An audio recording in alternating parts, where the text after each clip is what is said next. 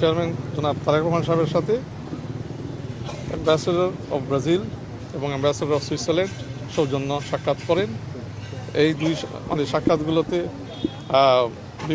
অত্যন্ত কর্ডায়ালভাবে অনুষ্ঠিত হয়েছে, বিভিন্ন এক্সচেঞ্জেস হয়েছে অ্যারাউন্ড ট্রেড অ্যান্ড ইনভেস্টমেন্ট। যেমন ব্রাজিল ল্যাটিন আমেরিকাতে একটা large economy, one of the largest economies in the world, top 10 economy, ব্রিক্সের একটা ইম্পর্ট্যান্ট member.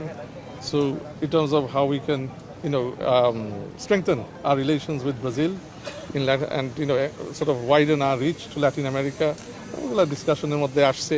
এগ্রিকালচার সেক্টর নিয়ে আলাপ হয়েছে, দেন বিভিন্ন আদার ট্রেড অ্যান্ড ইনভেস্টমেন্ট এরিয়া নিয়ে আলাপ হয়েছে, ইন্টারন্যাশনাল কোঅপারেশন, বিভিন্ন ইন্টারন্যাশনাল সংস্থাগুলোতে আমরা কীভাবে কাজ করতে পারি, বিভিন্ন কমন পজিশন নিয়ে, তো এগুলো নিয়ে এক্সচেঞ্জ হয়েছে। সিমিলারলি সুইজারল্যান্ডের সাথে technical education, vocational education, skills development নিয়ে আলোচনা হয়েছে এবং অত্যন্ত সৌজন্যমূলকভাবে তাদের আগ্রহ ছিল বিএনপির চেয়ারম্যান জনাব তারেক রহমান সাহেবের সাথে দেখা করা এবং তাদের সরকারের পক্ষে আবারও ম্যাডামের কন্ডোলেন্স মেসেজটা ওনাকে ব্যক্তিগতভাবে জানানো, তারা জানানোর একটা সুযোগ পাইল। আর কিভাবে এগিয়ে নেওয়া যায় কূটনৈতিক সম্পর্ক, বাইল্যাটারাল সম্পর্ক, আগামীতে বিএনপি নির্বাচিত হয়ে যদি সরকার গঠন করে।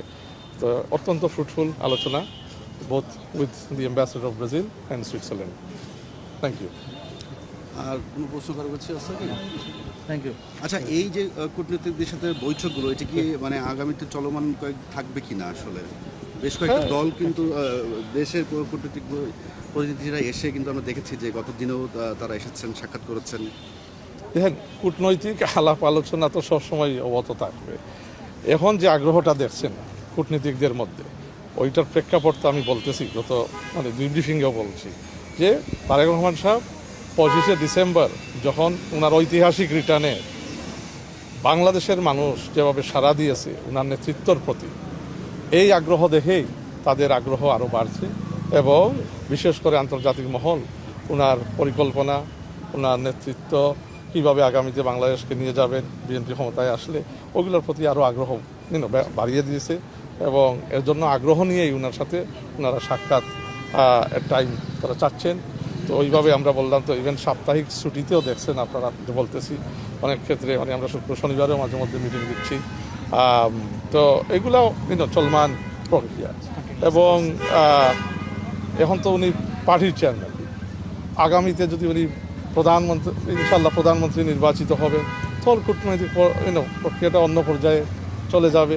পার্টি আর গভর্নমেন্ট তো এক জিনিস না, এটা two distinct things. Running a country and then দেশের ন্যাশনাল ইন্টারেস্টের ভিত্তিতেই আমরা যেটা বলে আসছি, আমাদের ফরেন পলিসি আমরা কন্ডাক্ট করব। তো এই ন্যাশনাল ইন্টারেস্টের ভিত্তিতেই এখন এটা হোক ল্যাটিন আমেরিকাতে কোনো দেশের সাথে, অথবা এশিয়া প্যাসিফিকে, মিডল ইস্টে হোক, আর নর্থ আমেরিকায় হোক, we will do it on the basis of our national interest. Thank you.